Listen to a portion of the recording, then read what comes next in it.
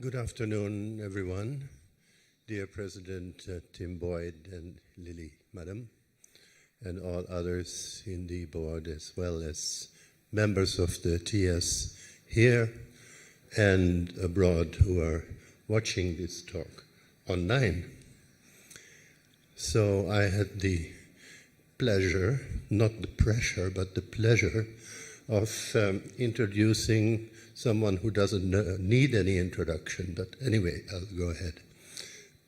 So, Ravi Ravindra is a life member of the Theosophical Society. He has taught many courses in the School of the Wisdom in Adyar, and in the Crotona School of Theosophy in Ojai, in California. He is Professor Emeritus at Dalhousie University in Halifax, Canada, way on the East Coast, where he had taught in 3 departments: physics, philosophy, and comparative religion.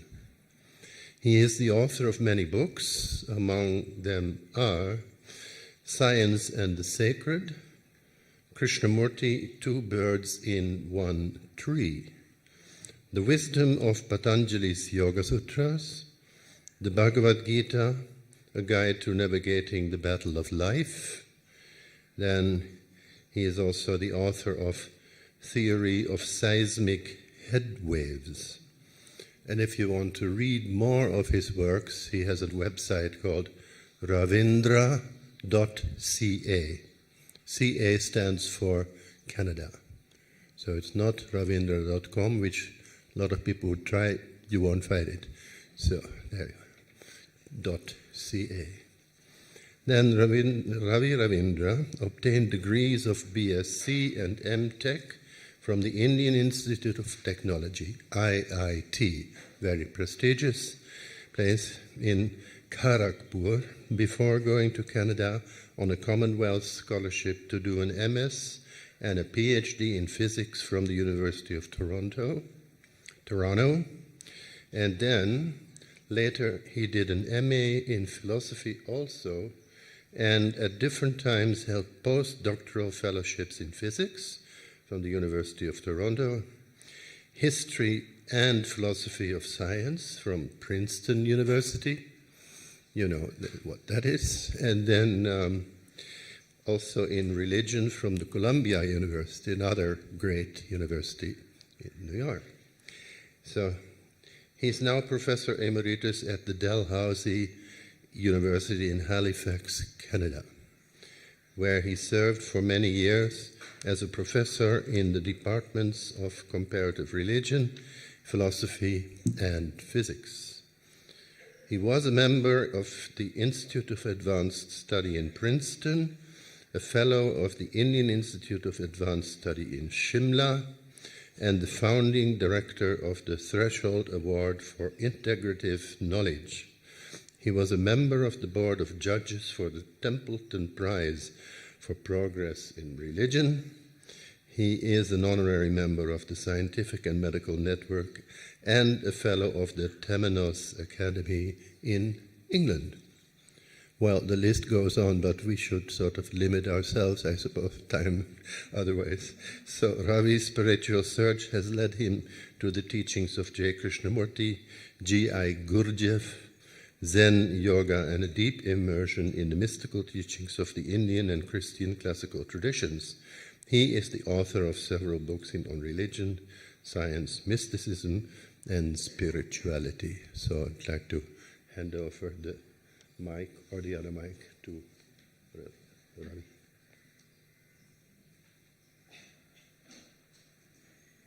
See, I was under the impression that as a spiritual teacher, he will assist me to be a little free of my ego, but he's doing just the reverse.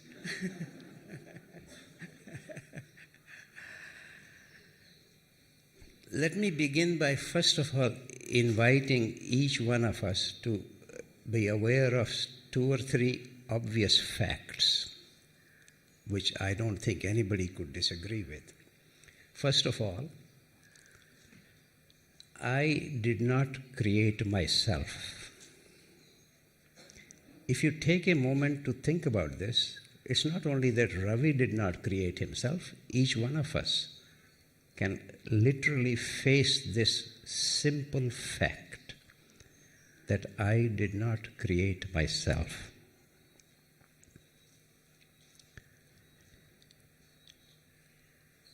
I have no idea what has created me, why have I been created.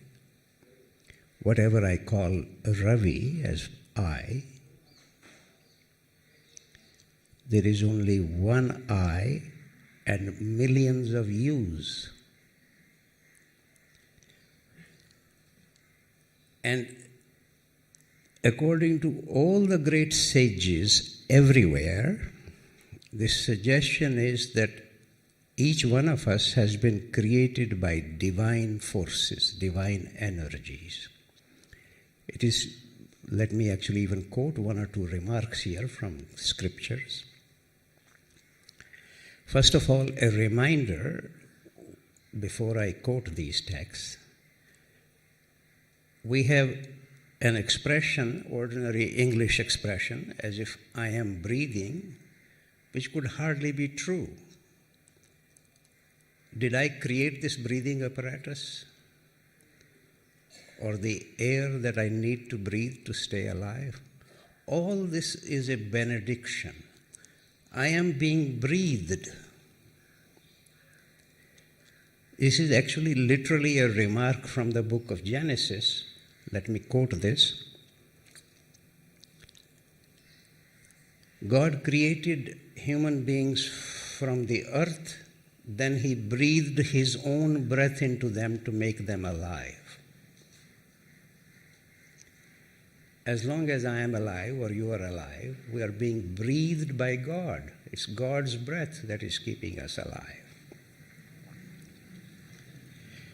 Or Krishna in the Bhagavad Gita actually says that a particle of myself takes on the senses, in which he includes manas also. Ordinary mind is really essentially just following the bodily needs and desires and fears. So in fact, in the Bhagavad Gita, manas is included among the senses more than once. So Krishna says that a particle of myself takes on the senses in order to experience the gunas in Prakriti, the various aspects of nature. So if I can remind myself that it is not that I created myself, it's a particle of divinity or the breath of God that is keeping me alive. And only for a few decades, especially at my age now, to say a few decades would be completely erroneous, but a few more years. If I can actually return to these two obvious simple facts that I have just mentioned, which it would completely surprise me if anybody could possibly say these are not correct, as if they created themselves, then one naturally wonders, why have I been created? What forces have created me? Especially when one realizes that the universe is very vast. According to our contemporary astrophysicists, we have more than 2 trillion galaxies. And we are in a very ordinary average galaxy. And even there, we are not at the center of that galaxy. We are at a very peripheral star. And increasingly, more and more general attitude or impression emerging among the astrophysicists that there must be many, many exoplanets, many planets, which different, maybe not the same kind of life as we have here. I hope not. Much better lives somewhere than we have here. So, given the fact that this is a very vast universe in which temporarily, from the perspective of the age of the universe, only for a few moments, I'm here on this planet, in this body. And again, a reminder that in all ancient languages that at least I have tried to check, for example, in Sanskrit, Chinese, Greek, Arabic, Hebrew, the word for spirit and breath is either exactly the same or very close to each other. That means when I say I am breathing or breathing is taking place, it's the particle of Krishna or the breath of God or some element of the spirit that is keeping this organism alive. But as I said, only for a short time. And then to not ask myself, why the hell have they taken this much trouble to create me in this vast universe? I'm hardly the center of the universe. So these questions have concerned and occupied all the great sages in every tradition. It gets expressed sometimes, particularly in India, as koham, who am I, which is regarded as the bij prashna, as the fundamental inquiry. In fact, a great Zen master said to me in Korea, South Korea, that is at the root of all the Zen koans, the question, who am I? So one needs to keep returning to this question. An added question or relevant question is, why am I here? I actually personally prefer what am I rather than who am I, because who already personifies something. I'm just a bunch of material put together temporarily. If we keep this kind of thing in mind, and this is not the first time that somebody has thought about this, a very great sage in the Rig Veda, Dirghatamas is the name of the great sage, perhaps the greatest sage actually in the Rig Veda. Maybe I will quote him just to respect him. Na vijanami yadi vedamasmi ninya sanadha manasacharami. I do not know what I am, whether I am the same as this cosmos, yet burdened by my mind, I wander. Mind is naturally wishing occasionally to ask, why have I been created in this cosmos? To which there have been slightly different responses has to be a grand generalization. There are two main streams of what we might call spirituality, which sometimes gets manifested as religions, although religions have done more harm to spiritual search than anything else. But sometimes the words get used like that. For example, in our university, it's the Department of Comparative Religion, not comparative spirituality. However, there are two main streams. There is the Indic stream, which includes whatever we mean by Hinduism, Buddhism, Jainism, Sikhism. And there is the Abrahamic stream, including Judaism, Christianity, Islam. And the two streams have a not only slightly, radically different approach to this question. For example, in the Abrahamic tradition, there is a myth of creation. Maybe many of my Indian friends may be surprised, but in the Indian tradition, we don't have a myth of creation. What we have is a myth of emanation. Brahma, which is the label for the highest reality, which literally simply means the vastness. Although I should make a slightly footnote, kind of an academic footnote, if you like, because the English word vastness these days does not convey a sense of time. It more conveys a sense of space.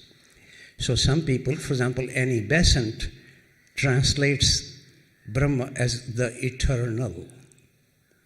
I just simply draw your attention to this, not to get occupied only with the space. But the idea is that this is completely beyond perception, vastness, eternal.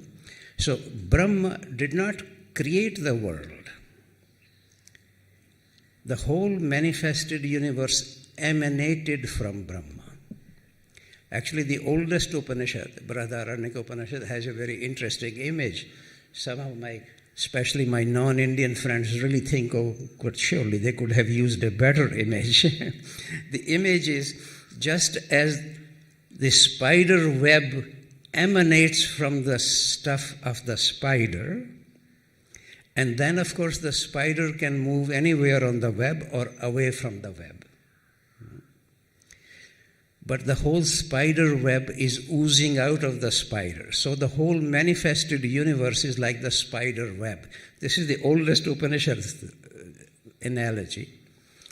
So it has all emerged from Brahma, but Brahma is not completely contained in the manifested universe. It can move away from it. So what became a big problem in the Abrahamic tradition, whether God is wholly immanent or transcendent, etc., that problem does not arise in the Indian context. But in any case, the point to be made is this, that everything from the perspective of the Indian tradition has a particle of Brahma in it. Or if you like, it's different aspects of Brahma, but one of them is consciousness, or Sat Chit Ananda.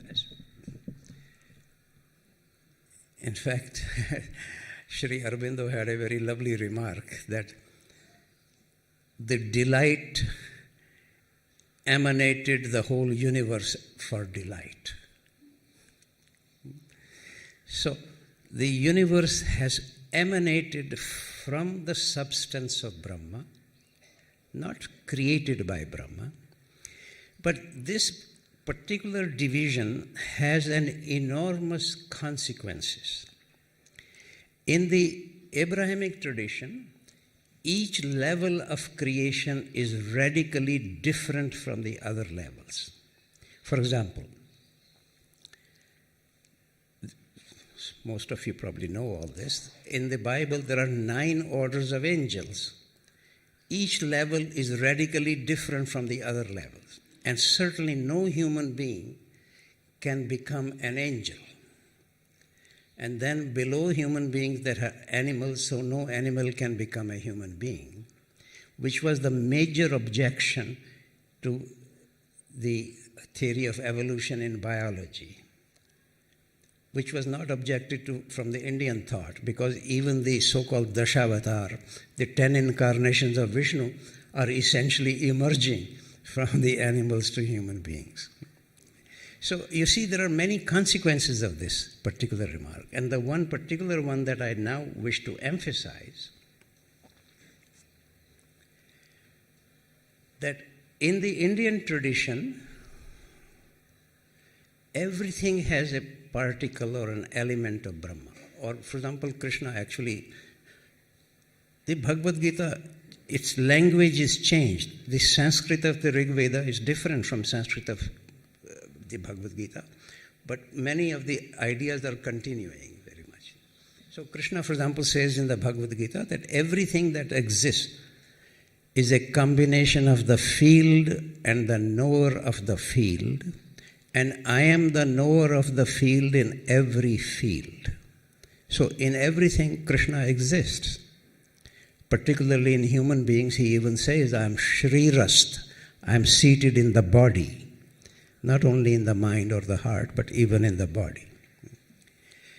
So, therefore, since everything is Brahma, the call is for us to find that particle in us, really for every creature to find, but I'm now speaking mostly about human beings, to find the particle in us which can then identify itself with Brahma,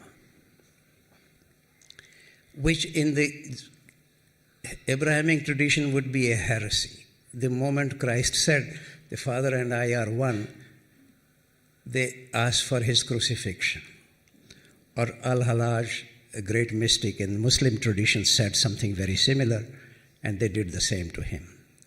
Or Meister Eckhart, for example, said the soul is as infinite as God, he was excommunicated. So you see the problem. It's a in India, if somebody says, anybody can use these words, the question is not just using the word, even I can use these words, but that's not what makes it reality. But if it actually exudes out of my quality of being, to then say, Aham Brahmasmi, as Yagyavalakya said, or Atman is Brahma, would be regarded as the mark of the greatest sage. So you see the radical differences that emerge from this.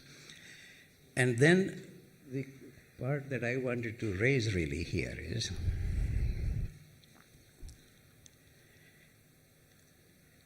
looking at these different ways, one consequence of that is in the Indian tradition, repeated emphasis on the oneness of everything. This is why I gave this title, One Without the Second.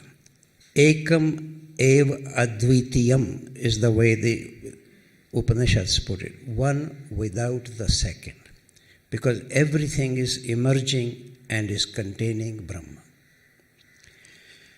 Consequence of that is that uniqueness of the manifested world is actually reduced in its importance. For example, we could say, or in fact a great sage would say, Raman Maharishi as an example, that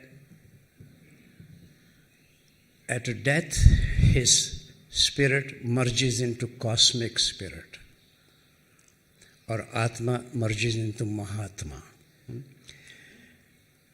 You could never find an expression like this in the whole of the Abrahamic tradition. If you find one, please let me know, because I'm not eager to stay with my ignorance. I'll be happy to learn.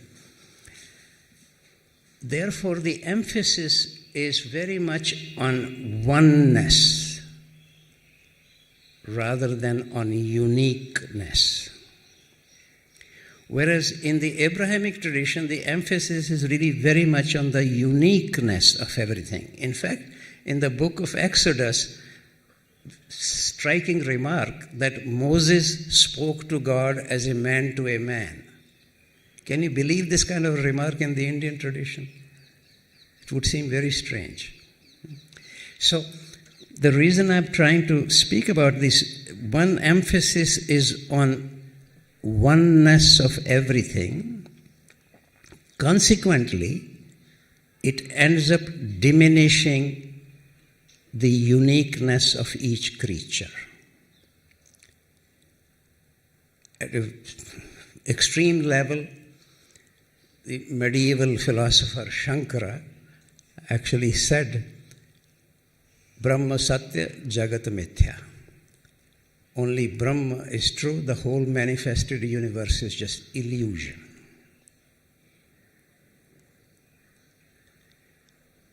Individuality in the Indian context would be regarded as something one needs to be free of. Because to remain with individuality means to stay with ignorance. Whereas in the whole of the Abrahamic tradition, individuality is the whole factor which maintains our responsibility.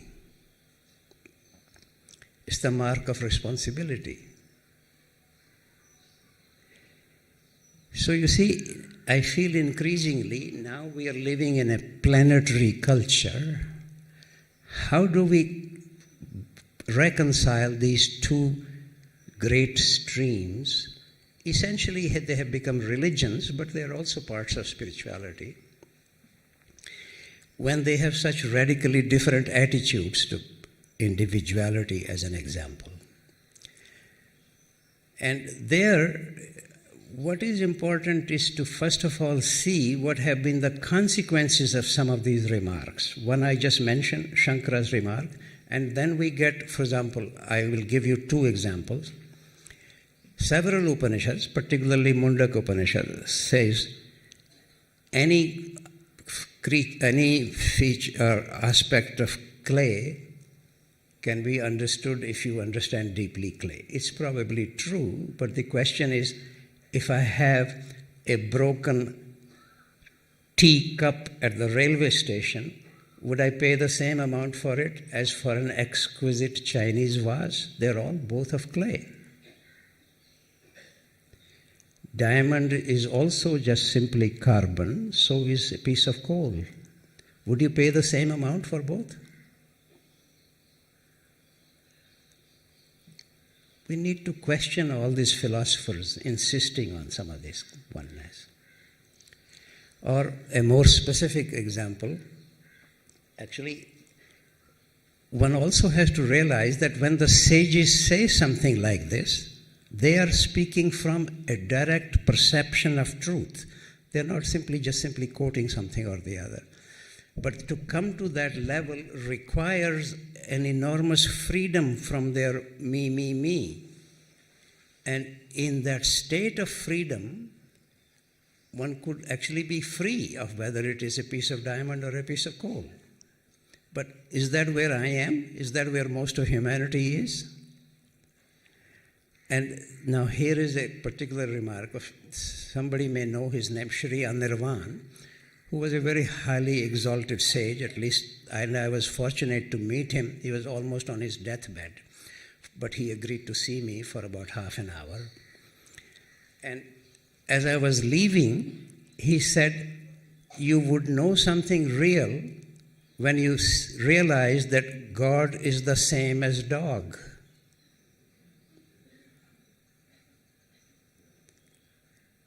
Both of them have Brahma. But then if I see a terrible dog just about to bite my young grandson, would I say he's being touched by God? So what I'm really inviting us all to see, many things are said by great sages from a certain perspective. Then they become part of the general cultural, people can repeating them, but they are not belonging to that level of clarity or that level of perception.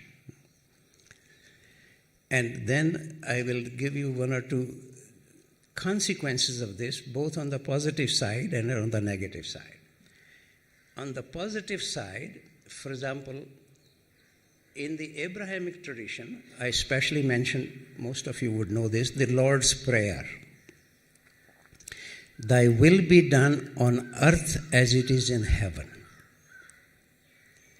Because the earth is also to be considered sacred, not just simply get rid of all this is Maya, which is the consequence of what Shankara said.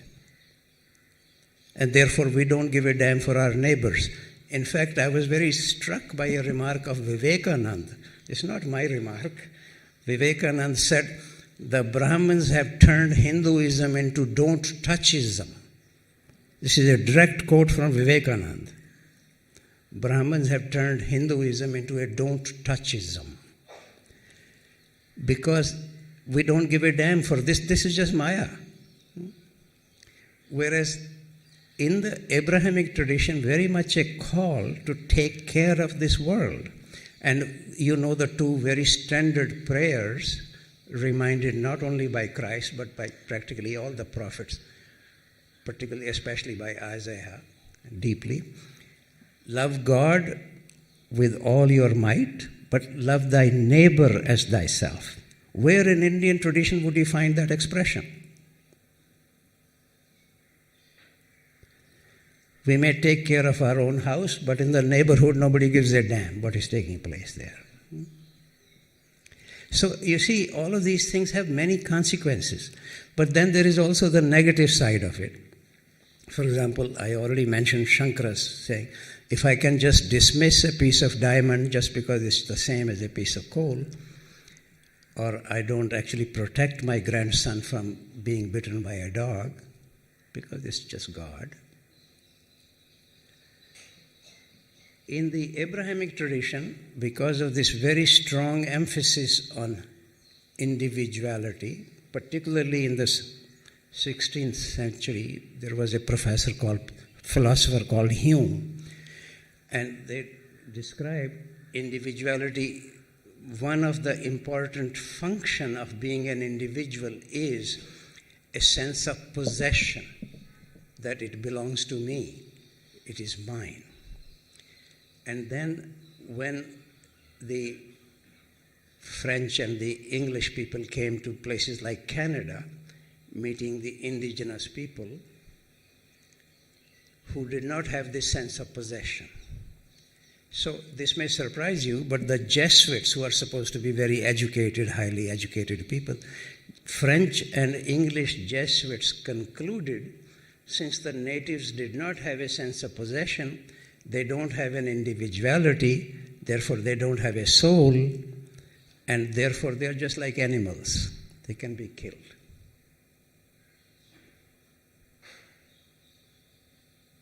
Just as Hinduism don't touchism. So all of these aspects have negative consequences, positive consequences. And I am inviting you to consider, how do we make room both for the almost wholly recognizable great enunciation from the sages that everything comes from the divine source. This is true also in the Abrahamic tradition. It's just manifested in a slightly different way, different levels of creation. But it is all being created by God, not by me. And similar idea, differently expressed in the Indian tradition. How do we make room for oneness of all there is, and also the uniqueness of each creature, each person? I often remind people, I have my own journey, so do you. Each one needs to have one's individual journey. Even to come to the oneness of all there is, each one of us needs to recognize our individuality, our uniqueness. And it has now become, even in the scientific circles, partly people, some of you may be surprised by this, at least I am. There is an organization who has a motto called Om is equal to MC square. Only those people who don't know anything either about MC square or about Om could possibly say that. But there is a whole organization like this now. They had even invited me to speak there once. I tried to correct this, but they don't change. So, in a way, there is a tendency now to say that everything is one from a scientific perspective. But let me remind you, I can actually give you the name of some Nobel Prize winners who have made statements of this kind.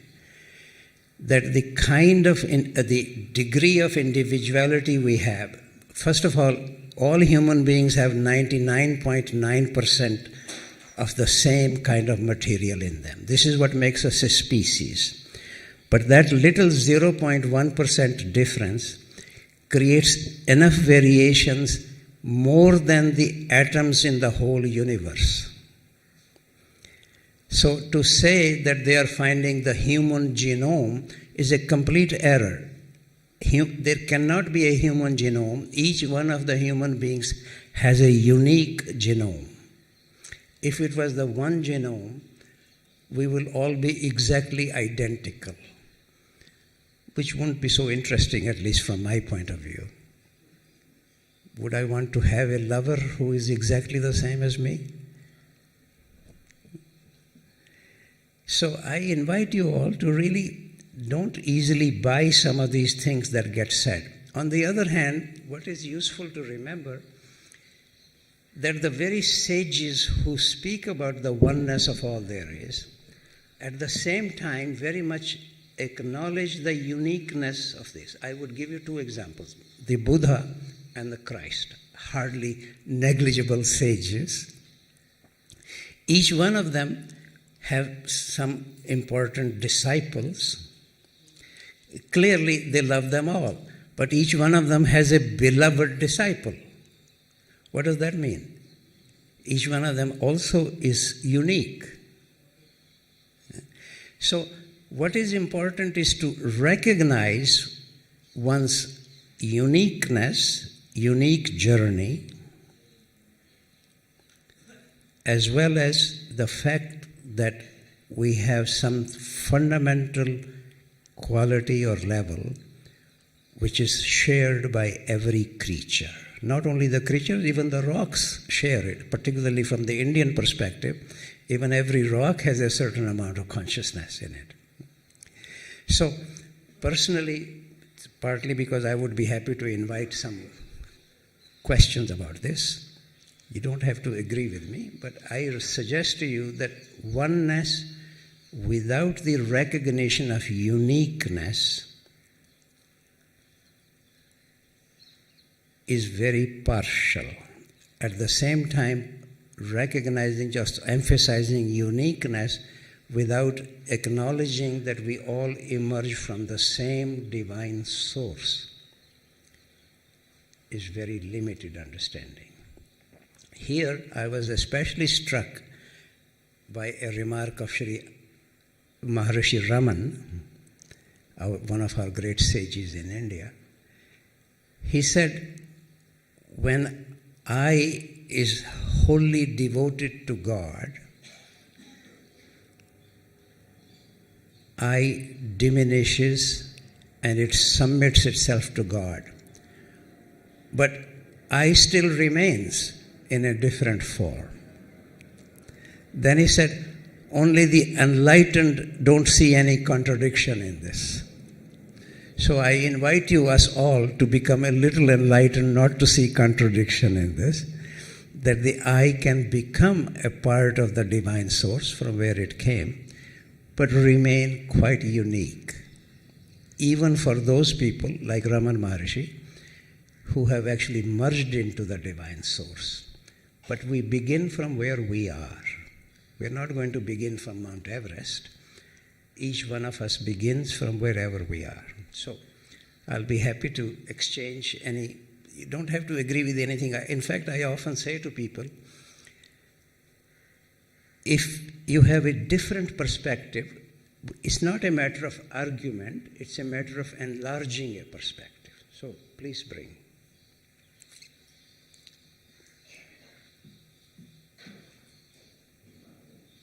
As far as potential energy is concerned, it is unique. It is the same in all creation. But when we go to the dynamic energy, where different levels of creation is going on, there we find a uniqueness in different levels. So at the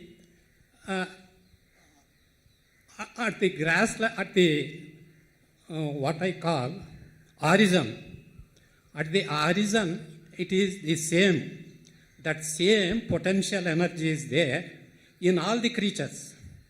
But when it assumes a dynamic force of creation, there we find a uniqueness at different levels. Is it not so?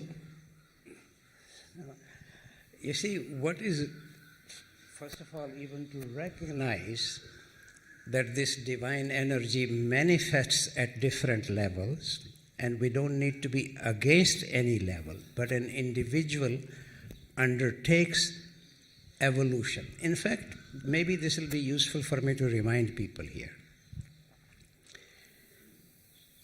Why do we take a birth? Why am I born? From the point of view of the traditional sages in India, let me actually quote to you. This is a remark of Ishwar Krishna, the author of Sankhya Karika, that Purusha without Prakriti is lame, and a Prakriti without Purusha is blind. So this divine source in me, without the activity of my material side, my Prakriti includes my mind as well as my body. Without this, it cannot undertake any action.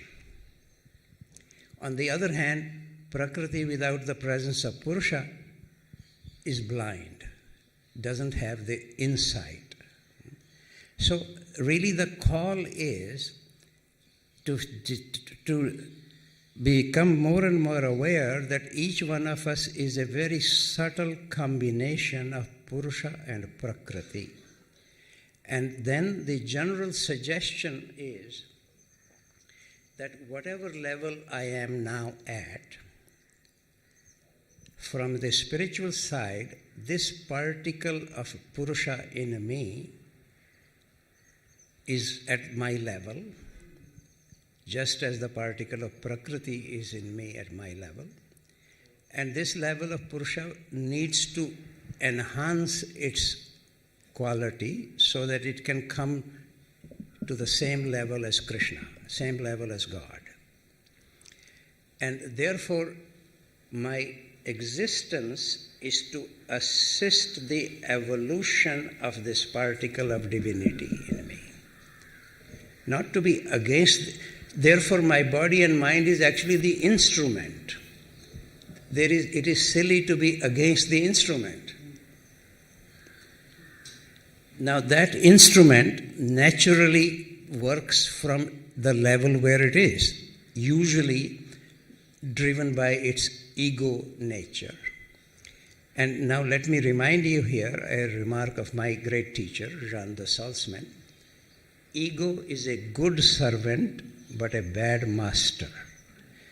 Can anything be done here without bringing my ego effort? Ego simply, I have to remind people, these days the word ego is taken as something very negative.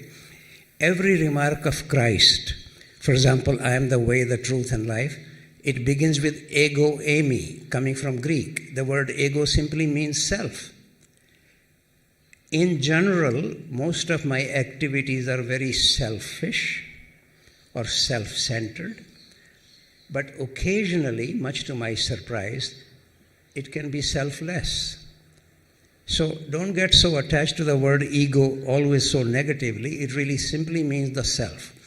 And the call, especially actually in the Indian tradition, particularly in the Mundaka Upanishad, very much emphasis that even our lowest level of the self needs to be included, which is also the reason it gets manifested in the Indian temples, that even the lower level of ananda, pleasure, sexual pleasure, needs to be included. It doesn't have to be against it. But it is a low level of ananda. Similarly, low level of self, but it needs to be included. That is much more the emphasis in the Indian tradition because everything has a continuity, whereas in the Abrahamic tradition there are radical differences, so there it will be problematic to say that. So my suggestion therefore is, sir, there is no need to be against this or that, but how do I assist the evolution of the particle of Krishna or Purusha or Brahma in me by my actions? That requires, for example, some of you are familiar with particularly Patanjali in the first chapter of the Yoga Sutra, specially uses two words, abhyas and vairagya. Abhyas simply means practice, vairagya means non-identification. How can one undertake any serious practice without a hell of a lot of determination, willingness, staying with it? That's all coming from the ego. There's nothing wrong with this. Gradually one begins to be more and more free of it. That is vairagya. So a very subtle combination of abhyas and vairagya is necessary to come to anything in spiritual matters. Or if you like, an example from the Abrahamic tradition will be the cloud of unknowing. God is above the cloud of unknowing. Thought cannot reach there, but love can come. But we need to put everything else below the level of forgetting, the cloud of forgetting. So two different clouds. This is the slightly different version of saying what I said in it. Okay, anybody else wishes to bring something? He and I have had many discussions, especially about St. Paul.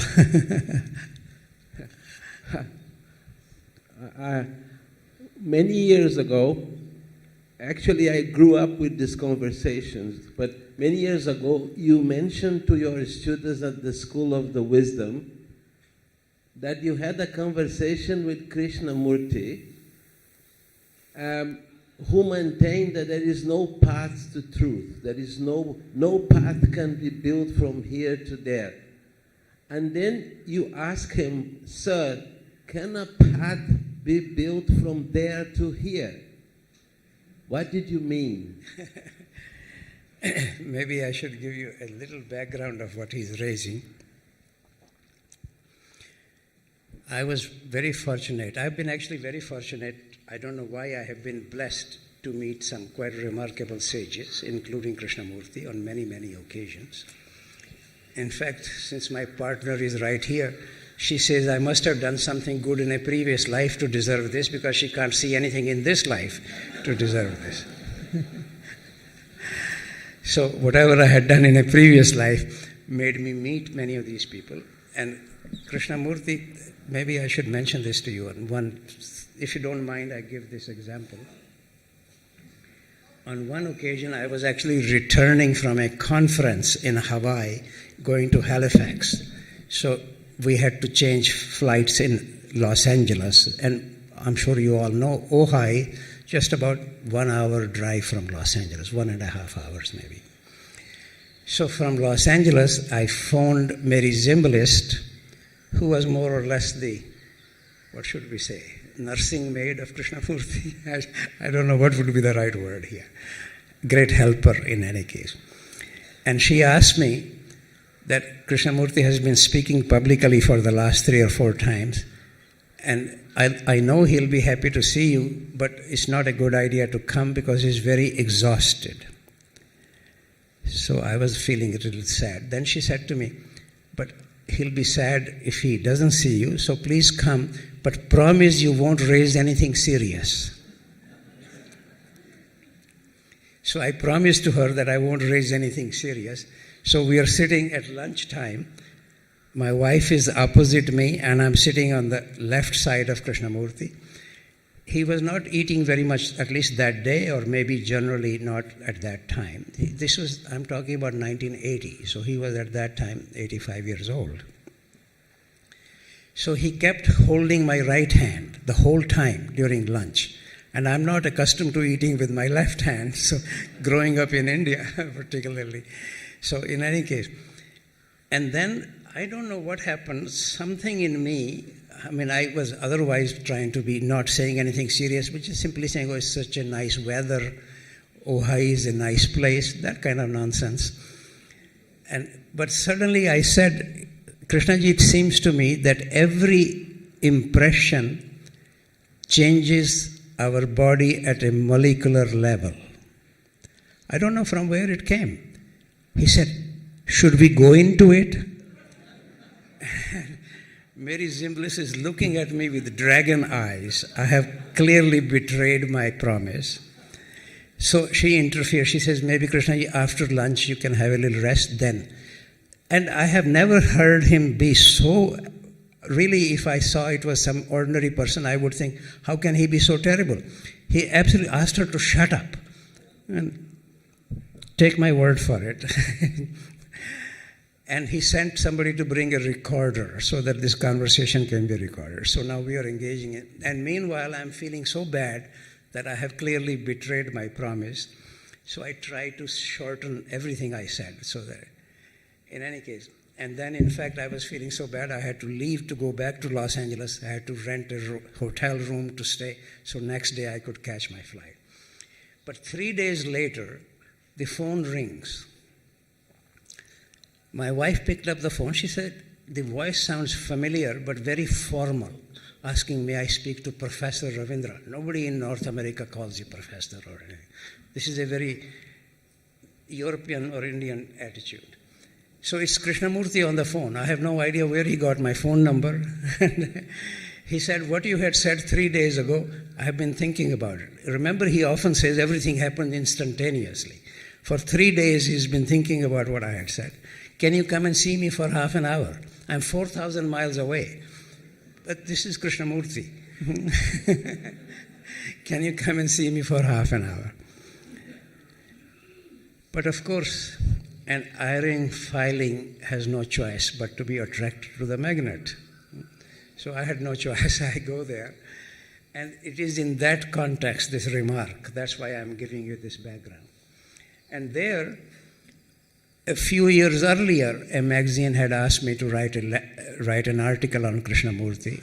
So I had written this as a letter to him, which I was sure he probably has never even heard or received, because many people were writing to him. So there I had raised this question, that even though there is no way from here to there, but is there a way from there to here? And he said, yes. Certainly. That's what I've been teaching for the last 60 years, he said.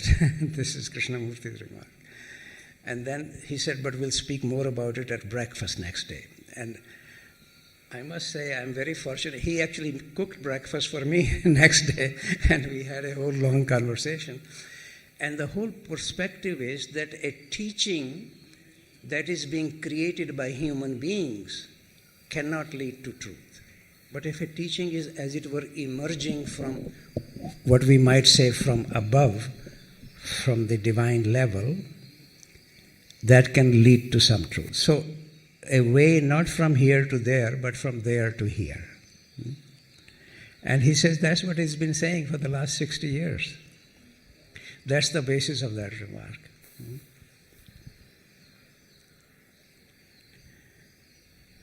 Yes, sir. Yes, sir. Please give him the microphone so I can.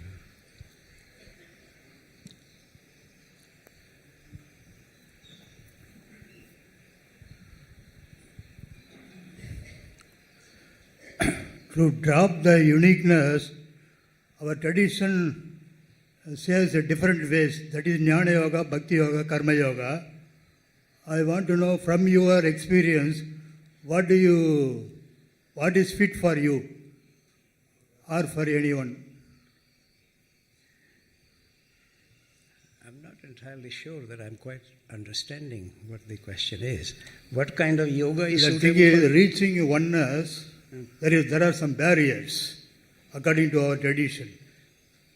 So to overcome that barrier, 3 methods are employed. One is Karma Yoga, another is Jnana Yoga, another is Bhakti Yoga. I want to know what is the method is convenient. It may be different from individual to individual. I want to know what is the method is convenient to you to drop the uniqueness or to drop the identity to reach oneness, consciousness of oneness. It may be theoretical question, but I want your response. It's interesting that you raise this question of one kind of yoga or the other as if they are unrelated with each other. Let me first of all remind you, in the Bhagavad Gita, for the first six chapters, there is not even a single mention of Bhakti Gita. The last shloka on the 6th chapter has the word Bhakti in it. Before that, the whole emphasis is on Karma Yoga and Jnana Yoga. Until I know something more or less real and undertake right action, any notion that I love God is just fantasy. More trouble in the world has been created by people who say, I love God. More religion warfares have occurred because of that. So Krishna, also I need to remind people, this was actually just maybe slight background here. A very well-known professor of philosophy in England, Hilary Armstrong, he's translator of Plotinus. All the great works of Plotinus are translated by him. I just casually asked him once whether there is sort of an underground idea that Plato and Plotinus had been influenced by Indian thought. So I asked him if there was some truth to this. And he said, oh, I had published a paper, actually the year I was born, he had published a paper to his satisfaction that India had nothing to do with any influence on Pythagoras or on Plato or on Plotinus. But since I was asking him this again and again, so he said, okay, let's take a technical issue in Plotinus and something in the Indian tradition, because ordinary level, many things come together in many places. So that was the time when I was then forced to study the Bhagavad Gita deeply. And what I discovered, this paper was actually published in 1978, not yesterday, by Cambridge University Press, that the main yoga that Krishna teaches in the Bhagavad Gita is Buddhi Yoga. Hardly any yoga teachers even mention this, much to myself. Let me actually tell you, you can see this in the 2nd chapter, in the 10th chapter, which is in the middle of the Bhagavad Gita, and in the 18th chapter, which is the last chapter. He explicitly says the main yoga I teach is Buddhi Yoga. What does that mean? Yoga of awareness or of integrated intelligence. Then sometime I would realize that I should sit down and just read the Upanishads or read the Bible. So then I would study that. Then I would sometimes realize, no, I need to undertake some right action. Then I would undertake that. So Buddhi Yoga is really like the conductor in an orchestra, sometimes called the strings, sometimes the drums, sometimes. They're not against each other. And they are not even linear in any sense. One can undertake all of them subsequently, in order or differently. Some people are naturally much more inclined towards action. Some are more inclined towards studies. Some are much more inclined towards meditation. Nobody needs to be left out. So when you raise this question about which yoga to follow, strictly speaking, I would recommend to you Buddhi Yoga. Don't just take my word for it. If you want me to give you precise references, in the 10th chapter, 13th shloka will tell you the Buddhi Yoga. And in the 2nd chapter, 27th shloka. And in the 18th chapter, 54th shloka will tell you this. That Buddhi Yoga is the main yoga I am teaching. But hardly any Indian teacher or yoga teachers even mention this, much to my surprise. This was actually published by me in 1978. It created a bit of an academic interest, but only academic interest. So don't get attached to one kind of yoga or the other. But Bhakti Yoga is ultimately the highly regarded, because people forget it is much more important that I am loved by God rather than I love God. Christ is particularly, absolutely clear about this in John's Gospel. He repeatedly said, whatever I say is not my words. I say what my Father in heaven tells me to say. And if you love me, whenever any of his disciples said, Lord, I love you, occasionally, because they were struck by his miracle, if you love me, you will obey my commandments.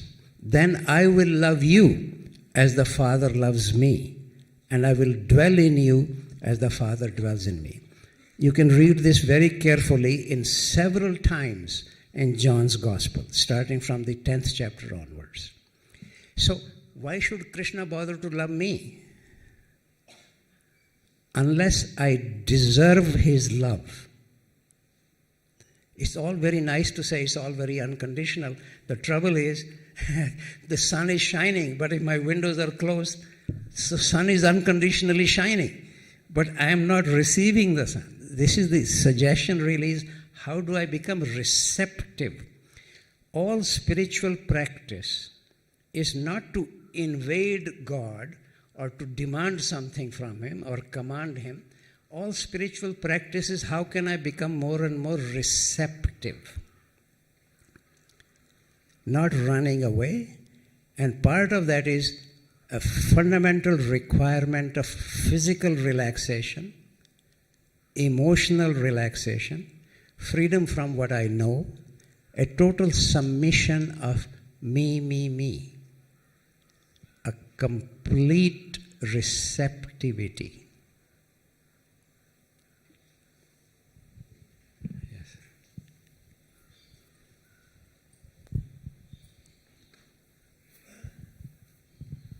Namaste, sir. You spoke about the concept of oneness and uniqueness. There is one more concept where we say a being can be embodied in a form, and there is a level where the being is formless. So I would like to understand, how is uniqueness preserved at the level of formlessness? That level is so high, I don't think I am very much connected with this more than occasional benediction.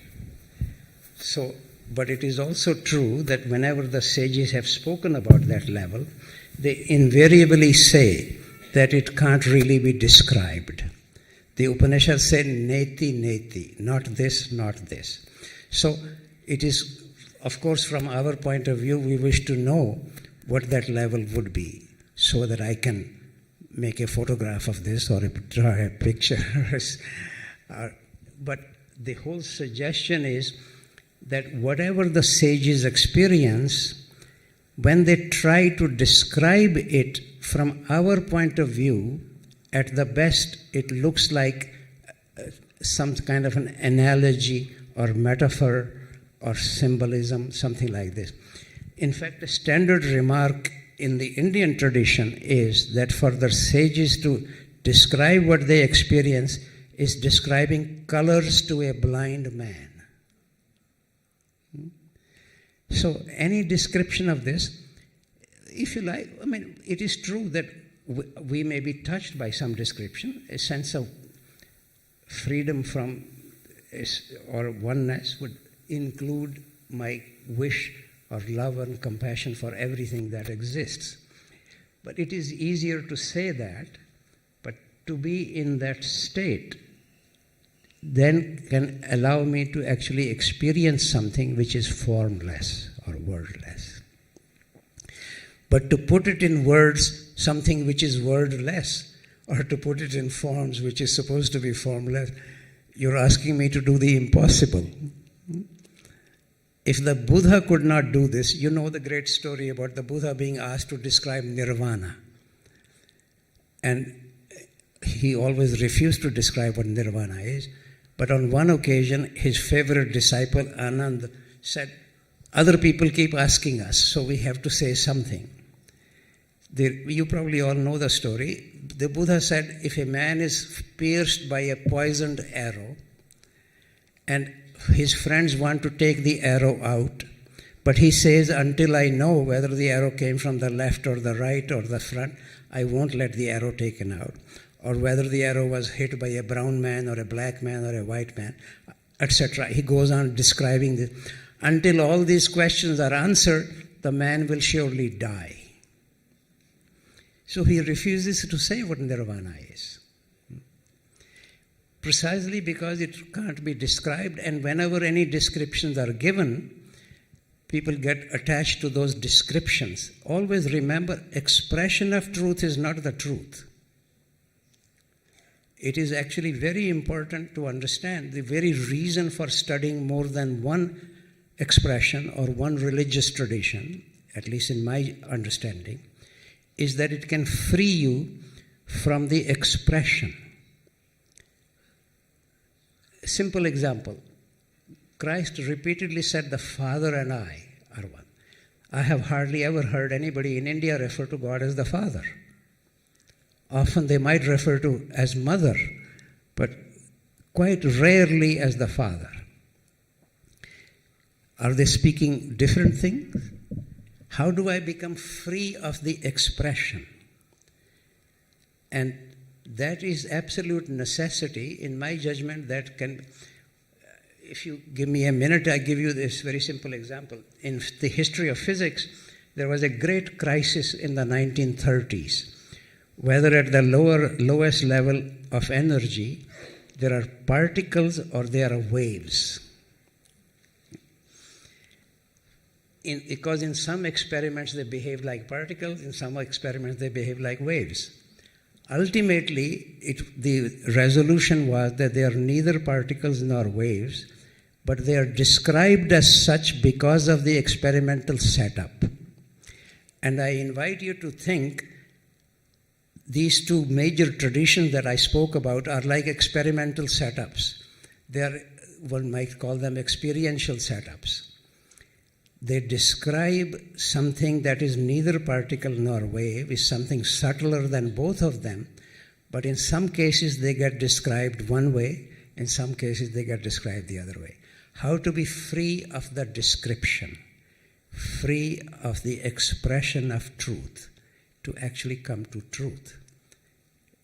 That's the call.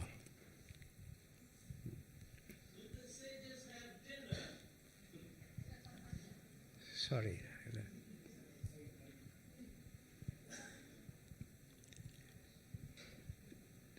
Do we have time to continue? Please. From my point of view, this is fine. But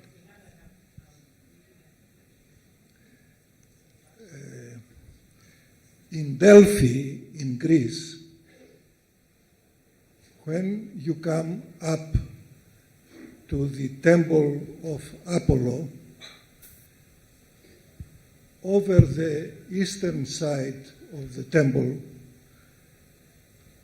you read E, which means you are, and gnosis avton, which means know thyself. Do you see any similarity with, these were very basic in the ancient tradition and so on. Similarity with the Hinduism and so on. Thank you.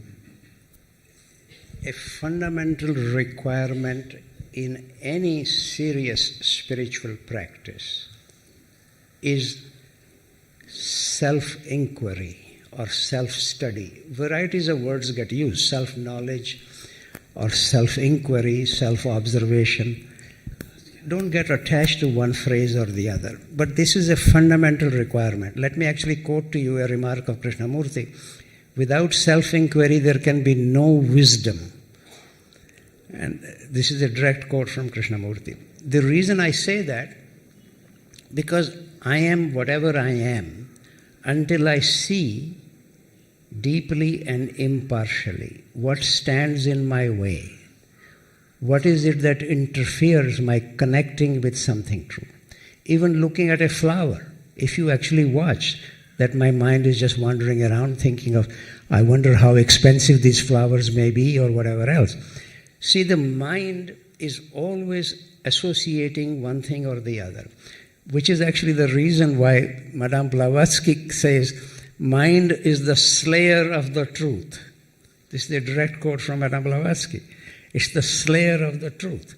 So how to be still, having a still mind, not to be against the mind. It is like a barking dog. It's trying to keep the house saved. But if the actual master is there, then the dog becomes silent.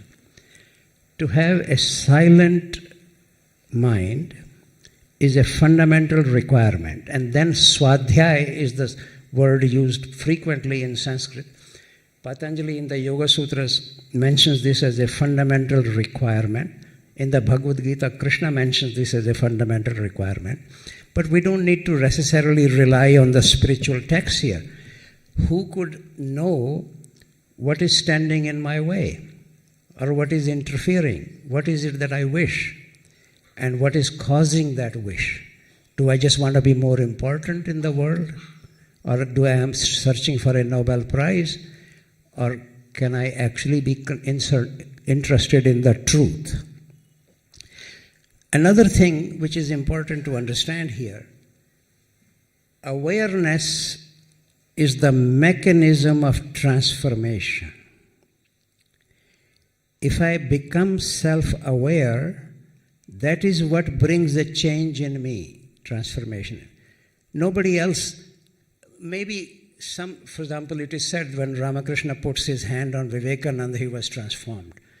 Maybe that is true. But personally, that is not the general principle. The general principle is that I need to undertake a transformation of myself. And what can bring that about? Self-awareness. That is actually the mechanism of transformation. Even a minor aspect of it is even a principle in physics. Whatever I look at changes in its quality. That's a different way of saying. But you can try this. Just become aware of your breathing. I guarantee the quality of your breathing will change. And if you become aware more and more that I'm greedy, after a little while, you'll become a little free of being greedy. Awareness is the mechanism of transformation. Therefore, self-awareness or self-knowledge, various words get used, don't get attached to it. English translation is Swadhyay would be very helpful. But you see, this is how the cultures also degenerate. If you look at a contemporary Sanskrit English dictionary, the first translation they say of Swadhyay is studying sacred books. Only third or fourth translation is self-study. Literally it is Swa plus Adhyay. There is no complexity about it. It simply means self-study. In fact, I remember once saying this to Krishnamurti about this Sanskrit English translation.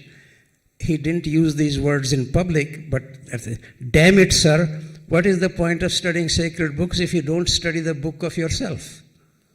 That is Krishnamurti saying to me. So you see, self-study or self-knowledge is extremely important aspect of any spiritual practice. But to impartially study oneself is not so easy, because very soon it can lead either to fantasy or to despair.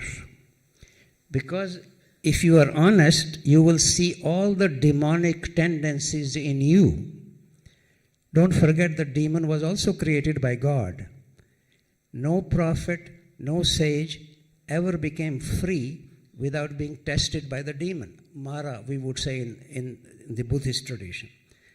Mara, and what did the Buddha say afterward, at the very end, before enlightenment? Mara, you are a part and parcel of myself. That's all. The whole external universe, according to the sages, is in principle mirrored inside us. So why not the demon? The demon is also there. He has a very high function. People forget. He is the head examiner. If I become against the examiner, he'll flunk me. So that's not very helpful. Look at any of the prophets or any of the great sages. They were all tested by the devil. Different words get used, Satan or Lucifer. Lucifer was the highest angel, let me remind you, in the Bible. Actually, Madame Blavatsky labeled her magazine as Lucifer. So, self-study is very important, sir. Self-knowledge. Thank you very much.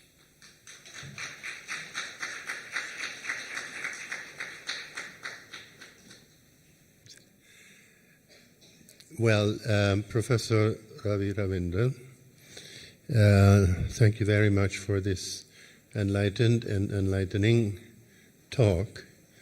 And I think that everyone has at least been able to absorb part of it and get some uplifting thoughts and insights into the reality.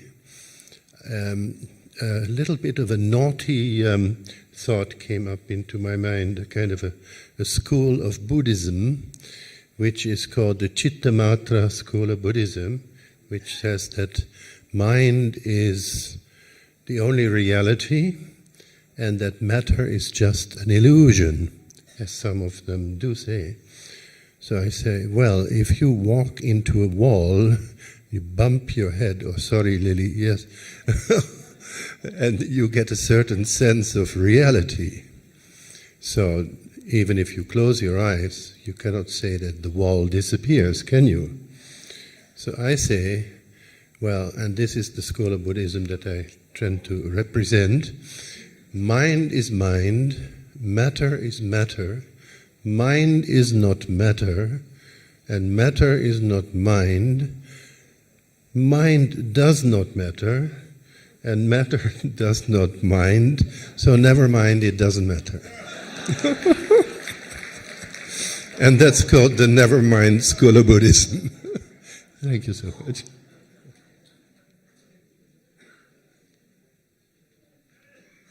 See, the trouble is in the English language, one word mind gets used. Whereas, for example, buddhi is quite different from manas. Or even in ancient Greece, nous is quite different from dianoia.